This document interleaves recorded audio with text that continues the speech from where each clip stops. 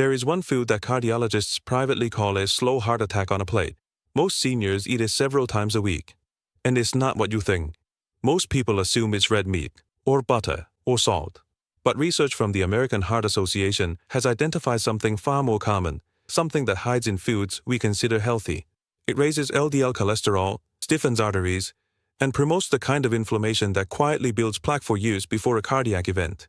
Before I tell you, guess in the comments. What do you think it is? Type your guess right now. I'll reply to every correct answer. It's ultra-processed vegetable oils. Specifically, canola oil, soybean oil, corn oil, the ones in almost every packaged food, restaurant meal, and store-bought salad dressing. These oils are chemically extracted at high heat, creating oxidized fats that damage the lining of your arteries. Olive oil and avocado oil do the opposite. The switch is simple, but most people don't know to make it. Starting today, check the ingredient label on anything in a bottle or a box. If it says canola, soybean, or corn oil, put it back. Cook with olive oil or avocado oil at home. When you eat out, ask what oil they cook with. Most restaurants will tell you.